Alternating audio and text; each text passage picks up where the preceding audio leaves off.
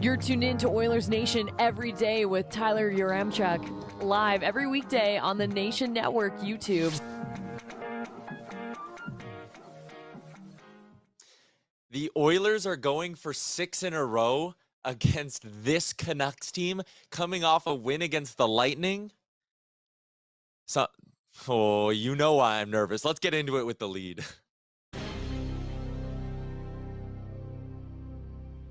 Oilers Nation every day.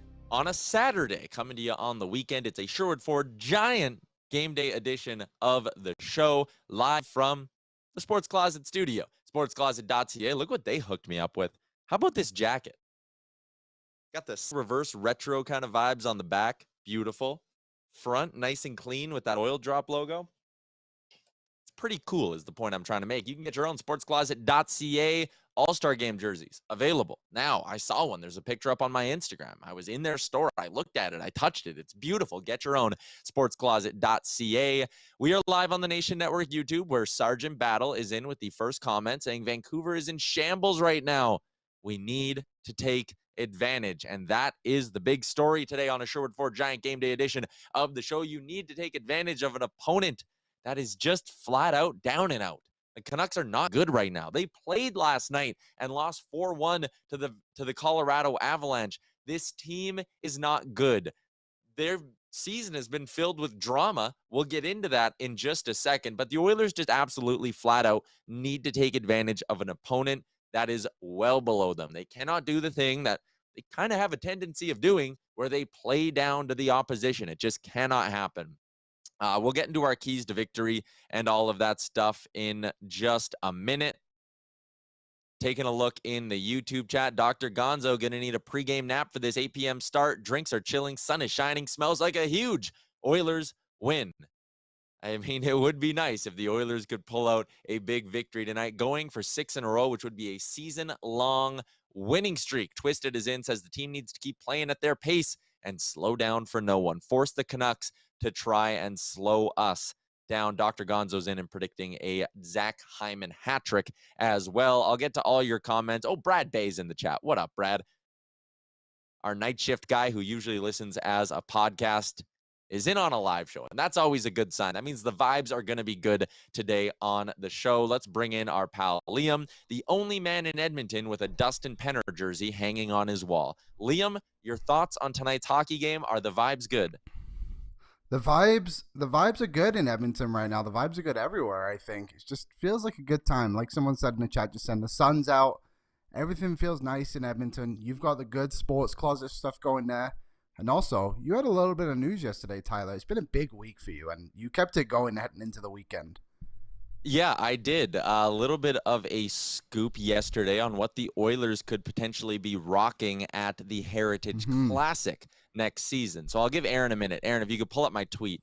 You're very quick at doing this, but I'll give you a minute, and we'll talk about that in just a second. Original Puzar didn't play down to Anaheim, didn't play down to the Kings, to San Jose, won't play down to Vancouver.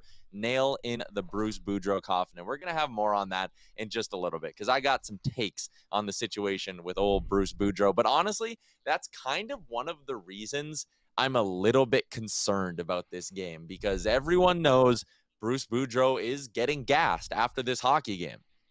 Probably his last game in the NHL. I think that team might want to get up for him a little bit. And they didn't show up last night. It wasn't good. Tyler Myers, after the game, admitted that, that's playing a role in how they're playing on the ice. All of the outside noise, I think, is the word he used. I think we could see a pretty motivated Canucks team tonight, Liam, just with that big storyline looming. Yeah, it's definitely an interesting situation. I can't think of one that has been like this in the NHL before, or any kind of sport, to be honest, where you've essentially had your head coach fired for the last month, but you keep sending him out there to answer all these questions. It is crazy, to be honest. But yeah, like Vancouver, from a Canucks perspective, I guess you would hope they kind of get up for Bruce. Like the fans, I know it's been a tough season, but he did a lot for them last season to get them into a good spot and make at least coming into this season look very promising. So yeah, I'm curious tonight. But also on the flip side, the Oilers, I think they've just done a really good job of not letting the moment get ahead of them in any of the games recently. You know, they've conceded goals and then they've responded really well. So I think this is actually a good time for the Oilers to go and catch the Vancouver Canucks with everything that's just going on. So I'm still feeling confident in this group as we head into tonight. And what somebody said, yeah, another 8 p.m. start for the Oilers. But it's Saturday night. At least we can have some drinks with it. How about this for a name?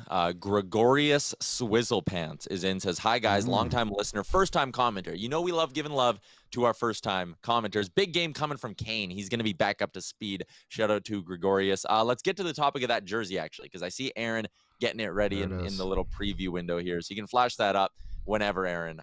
But I do have a scoop that this is what the Oilers are planning/thinking of wearing at the Heritage Classic next year. So the Edmonton Mercury's 1952 Olympic team, it's going to be based off this jersey. So if you take a look at how this one is on your screen right now, it's going to be blue and orange because I heard the Flames are going to be wearing a cream colored jersey. So Edmonton's going to be at home. They're going to wear dark jerseys where it says Edmonton Mercury's. It's going to say Edmonton Oilers. And then they're going to take that 1952 Olympics little maple leaf thing, and that's going to be an oil drop. But it's going to be based off this jersey. It's going to have the cool felt lettering on the side and the felt names on the back, kind of similar to what teams like the Leafs and stuff have done for their outdoor games in the past. I'm really excited for this. I think it's going to be a super sharp jersey. And I know a lot of people were like, oh, you should have gone to a copper and blue throwback. But this is the Oilers thinking totally out of the box and giving us an entirely new look for the outdoor game. And I love it. Yeah, I'm with you. I mean, credit to the staff who put this one together on the Oilers side of things, because if you give me a million guesses, I never would have guessed this jersey.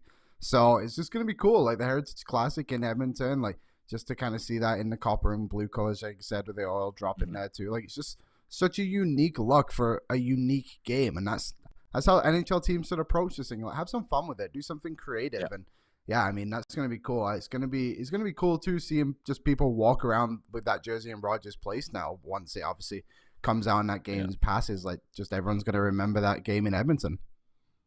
Yeah, I think this is going to go really hard, and I see a lot of you guys in the comments liking it as well. The Flames are going to have some sort of a hybrid. It'll be a throwback to the Calgary Stampeders Hockey Club, and also some Cowboys kind of theme in there. It'll be a cream base, so it'll be kind of cream on blue, I believe, is the color scheme they're going to go for at the Heritage Classic. But yes, Liam, the third scoop for this show in the week. We're grabbing everything. We're dominating. We got it all. Hopefully we can stay hot in the same way the Oilers are looking to stay hot tonight. Maybe we can get up to like 6 big stories in the next week. But Edmonton going for 6 wins in a row. Aaron, if we have the Bruce Boudreau clip, I think I want to get to that now because I want to dig into that before I start going through all of my stats. There we go. Yeah, let's give this a watch. Here's Bruce Boudreau talking to the media in Vancouver. You know, I mean, I'd be a fool not to say that I don't know what's going on, but I just, like I said before, you come to work and you realize, you know, how great the game is. No. Say no. I mean, you know, there's a lot of media here. I mean, I mean, I've got my wife phoning me saying, you're not on the ice. Is everything okay? You know, like, I mean, so you guys are getting it out all over the country. So it's tough not to feel it, but I mean, you just look at, you love it, you want to go do it. And so, I mean, that's the way I shut it out, and is basically just, you know, just realizing how much you care about the game and the players and what goes on. Man, I mean, it's beyond embarrassing that this is what the Vancouver Canucks are choosing to do. If this was a young coach who was, you know, looking to get experience, blah, blah, blah, and you wanted to just keep him behind the bench, maybe he wants the paychecks, whatever. I mean, I know you get him anyways, even when you're gassed. Like, maybe, but like Dr. Gonzo says, just really tough to watch. And I mean, I think we even kind of left out, there was another presser where he had to walk away, like he had to end things because he was getting so overwhelmed. And this is a really respected head coach around the league. This is a guy who's been around hockey, given a lot to the sport. And for the Canucks, again, it was rumored a couple weeks ago that they were talking to Rick Tocchet and they had hired Rick Tocchet. It was a matter of him giving his notice at TNT and things like that. You gas him. Like, you give Bruce Boudreau the mercy firing. It's just, I don't know, the way things are being operated there. And here's a great tweet from Harmon Dial, who says, I'd be a fool. I don't know what's going on. Like, yeah, man, everyone does. The players know. Tyler Myers talked about this. Monday, it is fully expected that Rick Tocchet's going to take over as the head coach. And I like the way Cato puts it. While I may not like the Canucks, I really feel for Bruce. And honestly, like, it's tough to root against Bruce Boudreau tonight. Like, there's a part of me that does think the Oilers are going to go out and smoke them tonight because this Canucks roster is absolutely in shambles. But there's another part of me that goes, man, I would like to see Bruce Boudreau end his coaching career, or potentially end his coaching career tonight, on a high note. You know, it's funny you say that, because as you watch that clip, like we said, Dr. Gonzo said in the chat, like, it's just horrible. Like, this, at the end of the day, he's just a man. Like, he's a human being, and for anybody to be treated like that is just unfair. And yeah, you kind of looking at it like, man, if you were playing anybody else tonight, I would kind of want you to get the 2 points. But obviously, being Oilers fans, we got to make sure we grab those. But overall, like, I'm just very curious on the other side of it too. Once Boudreau is inevitably gone, like, what is Rick Tocchet gonna say? Like, what is he gonna say in his first press conference? Because you know people are gonna ask about this. Like, what is the response? It's just a weird thing to even go through as a fan on the outside too. So I can't imagine being like a Canucks thing too, and what you truly think about this organization right now is just disappointing overall. When was the last time a coach got fired while the fan base was more or less 100% behind them? Usually it's the fan base who is just chomping at the bit for months. Like we were with Tippett last year. Fire him. Got to fire him. Need a coaching change. Need a spark. The Canucks fan base is fully behind Bruce, and he's getting gassed tomorrow. It's ridiculous, man. It's just, I don't know. I feel bad for Bruce. I got a funny feeling that the Canucks are going to come out really, really motivated tonight for that guy, because how could you not? Right? Like, they had good moments with Bruce. Last year's run, the Bruce, there it is. I know there was a video of him getting emotional on the bench last night when the crowd was chanting for him. If you're in that locker room and you do not play your absolute heart out for Boudreau tonight, there's something wrong with you.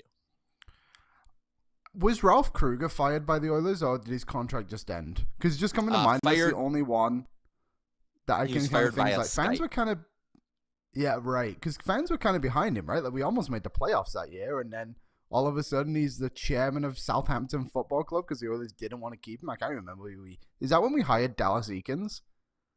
Yeah, he was gassed for timelines. Oh man, what a disaster. So yeah, I guess that's one that I can think of off the top of my head. Like, not as supportive, of course, like with the Bruce there it is chance and stuff, but I feel like the city was somewhat behind Kruger when he was here. So just goes to show kind of the level where Vancouver is at right now in comparison to the Oilers' decade of darkness. Yeah, it is something, man. Original Puzar, rising insider star Tyler. Anyone other than Yaremchuk not feeling well enough to play tonight? I will check in on that. But honestly, I have no idea. We're probably going to have to wait till warm-ups. Or I don't know if the Oilers are planning on skating today in Vancouver, but that'll probably give us a decent idea of where things are. But Daniel Nugent-Bowman did report that there are some other players potentially playing or feeling a little under the weather. James Hamblin's been called back up.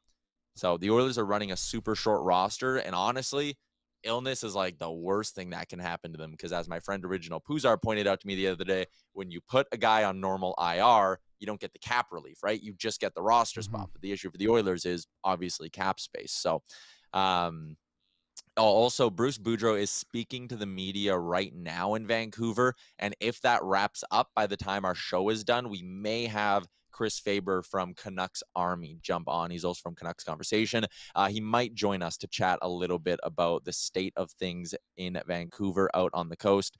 The first question to him, though, any extra message from Boudreau to the Canucks players tonight that he might share with us? And Boudreau said, it's just another game. And then he said, what? It's better than crying. So, I mean, at least Boudreau's in somewhat good spirits. I'm sure to an extent he's kind of at peace with the way things are going. I like Luke Meyer in the chat. Give a like for Bruce. Yeah, let's get the YouTube likes up a little bit. We got almost 100 viewers in this bad boy. Let's get that like number up to triple digits. So pound that thumbs up if you are watching on YouTube. Original Puzar says there's an Oilers Plus morning show at 12:30. May find out something then, but not likely. We'll keep our eyes peeled for where that goes and potential Oilers lineup notes. But I mentioned the reporting from our friend Daniel Nugent-Bowman, and that's actually where I wanted to go with sort of our next segment here, steering away from tonight's hockey game. Nugent-Bowman had some really interesting pieces of reporting in his latest article up at The Athletic. it starts with some potential deadline plans. And he basically says, and I do want to get new DMB on the show next week. I've been talking with him a little bit, and we'll do a little deadline preview with Daniel Nugent-Bowman maybe next week. But he talks about how 3 young players and their development over the next kind of month or so could really determine sort of how the Oilers handle the deadline. He mentioned Dylan Holloway. If he is an answer in the bottom 6, continues to take steps forward, maybe that changes the Oilers' needs up front. And then Desharnais and Broberg on the blue line. If they continue to take steps forward, maybe the pressure to go get a high-end defenseman is totally off, and they shift a bunch of assets towards going out and getting a forward. There was a not-so-encouraging note in there about Kyler Yamamoto, though, and his potential future, at least this season. Nugent-Bowman writes, Yamamoto is hurt. He hasn't felt right most of the season, and his status is unclear, even though he remains in Edmonton and around his teammates. Regardless of Yamamoto's health, the Oilers don't plan to find a top 6 replacement for him on the trade market. That's an interesting note, not necessarily looking for a winger to plug in, but he adds, it'll be a bonus if they get him back and productive this season. If not, they feel like they have they have 5 bona fide top 6 forwards. The 6th will be patchwork. The way that's worded to me is really concerning. Just saying it'll be a bonus if they get him back and productive this season. And then to say, if not, I don't know. I'm worried about Yamamoto, because even Frank Saravalli, when he was on our show the other day, said for Yamamoto, this isn't like we know what's wrong with him. He needs time to heal. The Oilers put him on LTIR to give him what Frank called a reset. I'm a little bit worried about the status of Yamamoto, Liam. Yeah, it's getting concerning now. If those reports are coming out, this is the second time now he's been on LTIR this season, and yeah, you know, like, he plays that kind of style of game where he just needs to be physically involved on the forecheck, whatever it is, kind of being a little bit of a pest out there. So, yeah, it's getting a little alarming, especially with how thin the Oilers are on that right side. Like, they need Yamamoto in this lineup, and I think he's somewhat of a fan favorite too, I think, right? So it also puts into question, like, what you can do now with a guy like Puljujarvi. Like, essentially, if Yamamoto can't play, you've probably just got to keep hold of Puljujarvi, right? Unless you can find somewhat of an upgrade somewhere else. But on the other side of it too, I guess it gives you an extra $3 million to go and spend on the trade market with picks or prospects or whatever it may be. Yeah, and then talking about players that the Oilers could potentially target, he had a follow-up on Jacob Chychrun saying Broberg won't be offered up for Chychrun, or really anyone else for that matter. That makes Chychrun's acquisition essentially a pipe dream. DMB went on to add Vladislav Gavrikov is believed to be their primary target on the blue line. We've heard reports that the asking price could be, a first-round pick plus for half a season of Vlad Gavrikov, which personally, if Philip Broberg keeps taking steps forward, I think giving up a first-round pick plus for Gavrikov is a bit of a mistake, because if Broberg keeps playing well, you're not going to need Gavrikov next season. You can use those assets maybe on something else. He also says the Oilers are considering Joel Edmondson, and then he adds the priorities up front. The Oilers might be looking to pivot to a forward, writes Nugent-Bowman, saying Bo Horvat and Jonathan Toews are 2 guys. Brand name centers is the term that Nugent-Bowman used. And you know me, I've been all in on Jonathan Toews for a while. Mm-hmm. I think it's the ideal target. We're hearing Chicago wants a second or a third for him. If you can include an asset in there to get a third team to keep some of that money, and you move Puljujarvi in the deal, you might be able to get Toews for a relatively low acquisition price. And while he might not be the second line center, he's obviously not the top line center he once was. I think he could be a really good defensive third line center for this team. And your top 9 suddenly looks really full if you go get another centerman. If you go get Bo Horvat, I mean, you're probably getting close to juggernaut territory. So that's probably a decent spot to look as well. He's number 1 on Frank Saravalli's trade deadline targets. He's going to cost you a ton, though. I know John Buccigross at ESPN was hinting that Seattle might be willing to give up Shane Wright to get Bo Horvat. I would imagine if you're giving up Shane Wright, it is a fully extended Bo Horvat, and there is a contract being signed as a part of that deal. But for me, Toews is a really good sort of check down from there. I think he's exactly what the Oilers need. He won't cost a ton to bring in. Toews is my guy, Liam. And if for people and for you as well, I've been saying that for a while. I think he's the one. Yeah, I think with Taves, like you said, like he brings that kind of leadership too, and also just his experience is so big for this team and vital. Where Horvat, of course, like who wouldn't want Bo Horvat on this team right now? He's an absolute menace. I think he's one goal away from matching his career high already this season. So that would be fantastic to have him. But on the Taves thing, it'd be curious too to see if they were able to get him, how hard they would try to re-sign him too after losing what leadership they lost this season. It's pretty evident that like someone like a Jonathan Taves can kind of help this room and all that kind of stuff. And yeah, Taves can still play. You see it there. We see it there, I guess. He's 13 goals, 27 points this season in 42 games. Like, still a relatively good NHL player, and Playing he on a just bad brings team, a lot I'm sorry. on a bad team. And you know, I've been on the Patrick Kane train. I would love Patrick Kane. I just don't think I'm much of a fit anymore. But yeah, if Horvat or Jonathan Taves are your two targets, then I think you're in a good spot as the Edmonton Oilers now. Yeah, 100%. Let's get back into the game tonight here. Always fun to talk a little trade target stuff here on the show. But the Oilers and Canucks is the matchup this evening. The Canucks won the last meeting. Remember, the Oilers blew a 2-0 lead on home ice. Bo Horvat played a big part in that comeback. But since then, Oilers going one way, Canucks going the other way. Vancouver has 3 wins in 12 games since that last meeting, while the Oilers are 8-3-1. The Canucks have lost back-to-back games by a combined score of 9-3. Our guy Chris Faber is in from Canucks Army. I think he's ready to go. There he is. Chris Faber, what's going on, man? You were down at the Bruce Boudreau availability. It's just doom and gloom in Vancouver, hey? It's not great, that's for sure. It's unfortunate to see how things have kind of played out here, but sorry, I think my video might be lagging from behind there a little bit, but quite significantly. It's hilarious. Yeah, it's actually really strange to see myself not be talking here on the video. Anyways, I'll just keep going. Yeah, it's an unfortunate, unless you want to shut me down. But it's definitely like an unfortunate situation here with Bruce Boudreau. I don't know, like you can't say that there's been like a president or anybody high up in management that's openly talked about, you know, hiring a replacement and talking to a replacement for 2 months. And this coach is still just sitting here expected to coach this team. I mean, it's something like we never seen. Sorry, I have to reconnect. This is crazy. Yeah, let's reconnect. Let's knock Faber off here for a little bit. We'll get back into some stats here between the Oilers and Canucks. It's like one of those things where if your audio in your ears is a little bit delayed, trying to talk and keep like a sentence going is the most impossible thing.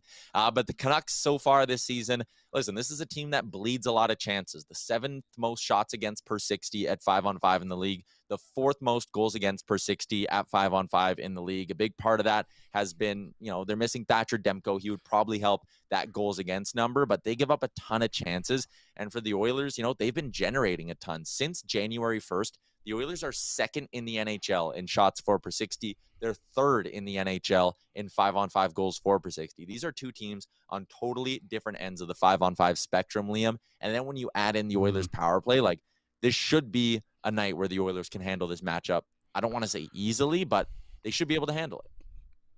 Yeah, the odds are in their favor tonight, and you know they took care of business against Anaheim and San Jose in lesser opponents, I guess. And tonight it's time to get that revenge on Vancouver after what was honestly an embarrassing performance when they last played him. So they've got to seek some redemption in that department too. So hopefully that's on the Oilers' mind tonight, and I'm sure it is. So yeah, they should be able to go into Vancouver and get a result. But of course, the Bruce Boudreau factor is in all of this too.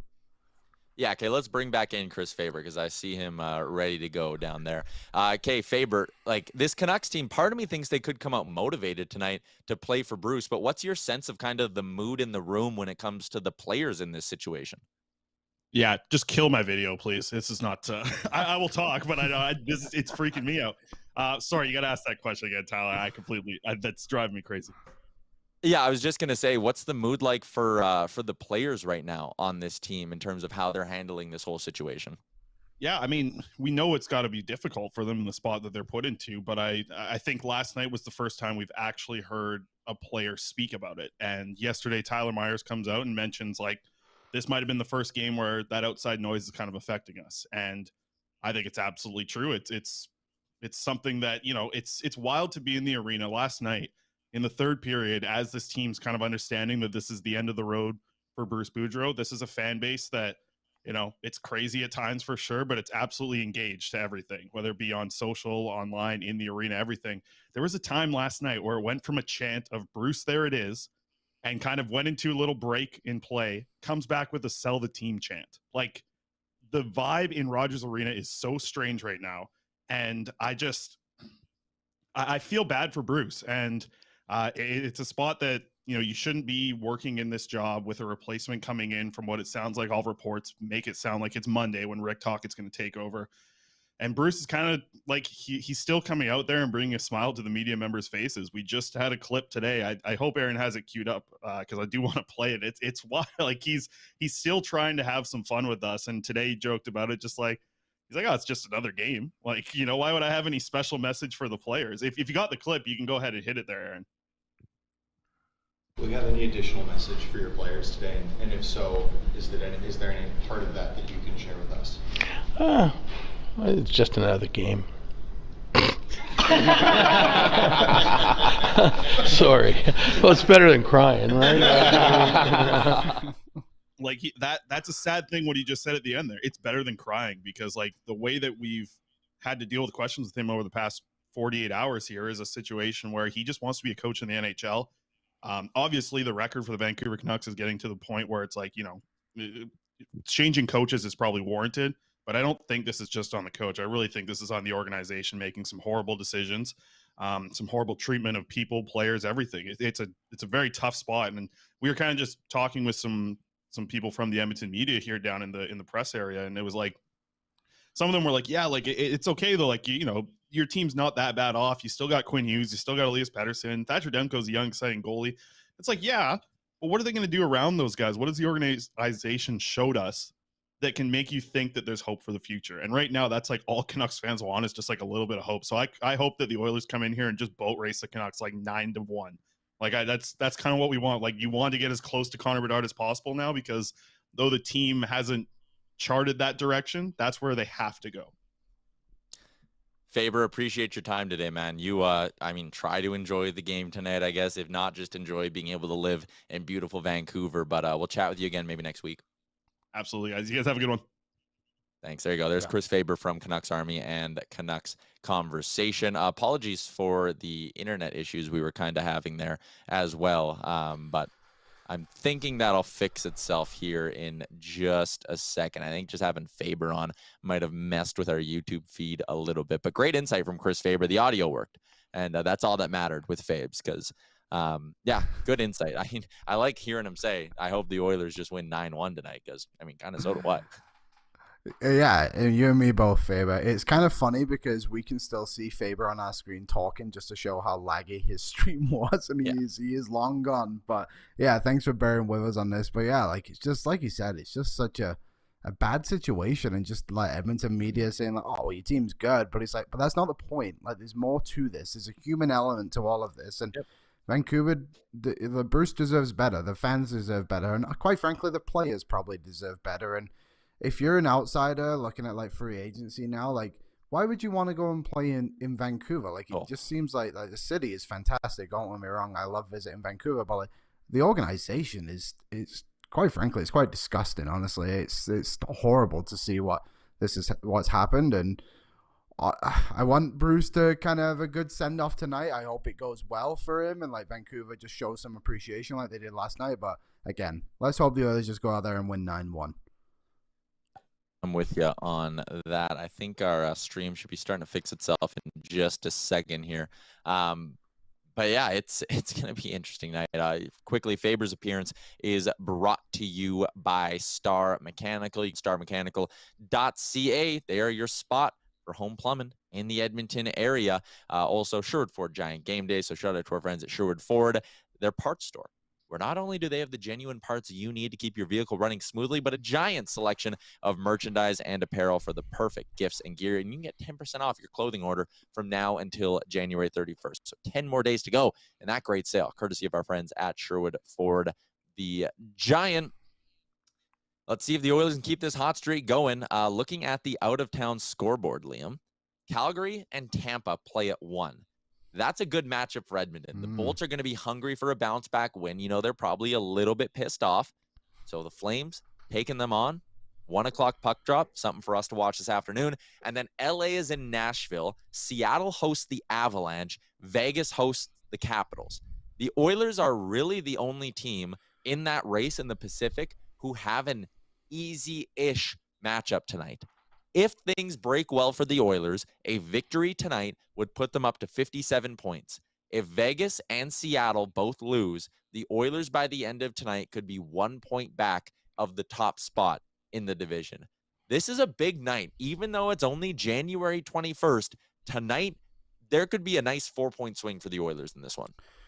Yeah, and you know what? Like you said, the day it's still relatively early in the season, I guess. I know we're kind of past halfway point, but like that matters a lot. Like it matters to the players. I'd be like, hey, we're in a playoff spot now. Like we've built our way based off the way they've been playing recently, and earned, I guess is a better way to put it, to be in this situation. And the fact they kind of get to be there now, look like the last game of the day, you kind of get to see everything that's happened ahead of you. Like you're well aware of what's going to go on, and to go into that with a possibility of being 1 point off the top of the division, if you would ask me or anyone in this chat to after Monday's game, if they were 1 point off the division lead, they'd be probably all laughing in your face. But here we are. Like they've done a great job of getting back to this point and actually playing Edmonton Oilers hockey and like looking like legit playoff like threats now. Yeah, they've won 5 in a row. Kings have lost 2 in a row. Golden Knights have lost 3 in a row. Flames have lost 2 in a row. So Edmonton's going one way, and a lot of teams in this division are kind of going the other way as well. Let's get into our Betway daily bets for this evening's hockey game, because Liam, I got a couple of plays that I think I really like in this hockey game. So let's dig into it. Let's take a peek. What do we got here? I went some relatively juicy tonight on my stuff, but I kind of similar to what I had the other night too, where I'm going with the puck line. I think the Oilers will find a way tonight just based off pure confidence within themselves. And Evander Kane going back to the Vancouver area where he's from, like, so I think he'll have a good game tonight. I know he's getting closer to either. I think on Thursday when we did this and he played whoever it was, Tampa Bay, it was like plus 120, so that line is dropping closer to even money now. But I still like Evander Kane. I feel like he might even be due a goal, which I can't remember how much that was, but I know McDavid's goal prop was like minus 167 tonight, and Draisaitl was like minus 130. So if you're looking for a little extra juice on the goal props, then you're probably going to have to look outside of the top two guys. Yeah, I mean, maybe Evander Kane at plus 162 is worth a sprinkle tonight. Connor McDavid, his shot prop is something that intrigues me, Liam, but you're not getting a good payout on it. Him to go over 3.5 shots is only paying minus 150, but in his last 5 games, he's averaging 6.2 shots per game. That's wild. That is just absolutely bonkers, man. He's been racking up the shots, and I think I like him to do it again tonight. The other thing I was going to say, because Luke Meyer commented this, betting for all the Pacific Division teams to lose tonight and an Oilers win. Quite juicy. I'm going to fire up that parlay right now and see what we can get on it. You got to get on it quick because Flames and Lightning play right away. So you're taking the Bolts to win.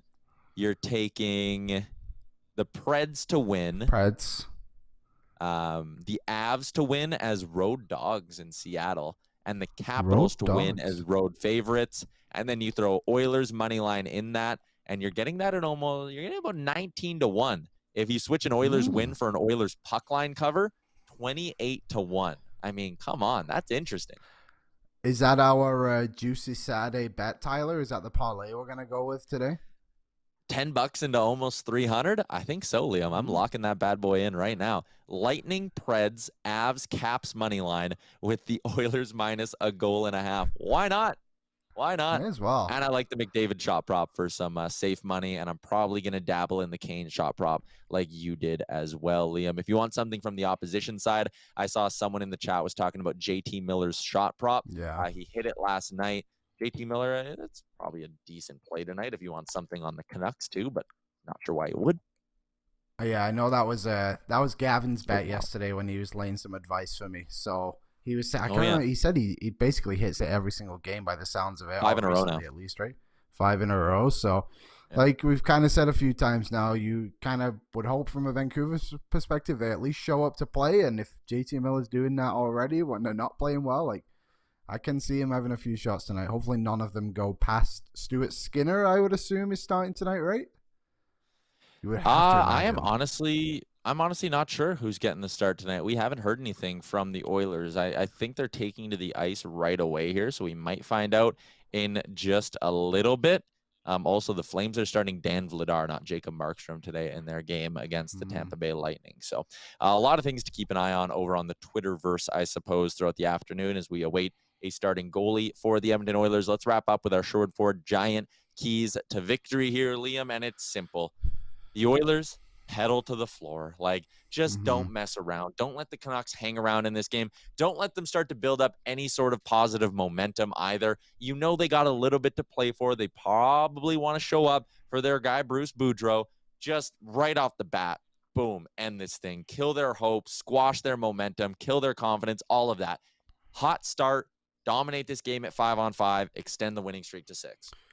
Yeah, a hot start was going to be part of mine too. I think if you can kill that mojo right off the bat, then you're in a really good spot if you're the Oilers. On top of that too, I'm going to say when you get a power play, capitalize. This Vancouver penalty kill stinks. It is the 32nd ranked penalty kill in the NHL, and the Oilers have the #1 power play. They should be able to bang a couple home tonight. So those are my two to piggyback. Quick start for the Oilers. Probably a goal within the first 5-7 minutes, somewhere in that range, I think is a solid one. And then I would say maybe get 2 goals on the power play tonight would be should cruise you on the way to 6 in a row. Knocking on wood. All right, knocking on wood. We'll get to a few more comments here over on the Nation Network YouTube before we wrap things up. Original Puzar says Nurse, Desharnais, and Broberg all skating right now, so they're clearly fine. The team is skating. They're on the ice in Vancouver. Katie says she'd like McDavid to pad his stats tonight. I wouldn't mind seeing that either. Brad Bay says, give me a Kane hat trick with Hollywood and McDavid netting 4 points each for no reason in particular. I like that. For the love of the game, you know? For the love of the game. A lot of people talking about, would you trade for Horvat with an extension? I have no interest in signing a guy who's coming off the kind of career year he is. I feel like some team's going to give him like $8-9 million in free agency and just really, really regret it in a few seasons. Ryan Sharp, I agree, Liam. Make the power play count. I mean, yeah, I expect the Oilers to rack up the goals tonight. 5-on-5 on the power play, whatever way you want to do it. The Oilers got to get the job done. The Canucks last night in their game against Colorado had Colin Delia going between the pipes. So we are expecting Spencer Martin to be in net for the Vancouver Canucks in this one. And again, no word yet on who the Oilers are starting. I've been keeping an eye on my Twitter here on the side. No one sent anything out yet. So no word on who the Oilers are starting. Expected to be Spencer Martin, regardless of who's between the pipes for the Oilers. They're gunning for 6 straight wins, and the vibes are good. Could be a season-long winning streak. Could be a big night in the Pacific Division in terms of some movement in the standings. So let's hope the Oilers take care of business. 8 o'clock puck drop, hockey night in Canada. Does not get any better than that. Thanks for tuning in to a Sherwood Ford Giant Game Day edition of Oilers Nation Everyday, coming to you live, as always, from the Sports Closet studio. Have some fun. Go to Sports Closet. Load up on some fresh reverse retro gear and cheer on the Edmonton Oilers tonight. We'll be back Monday, noon Mountain Time. Chat with you then, everybody.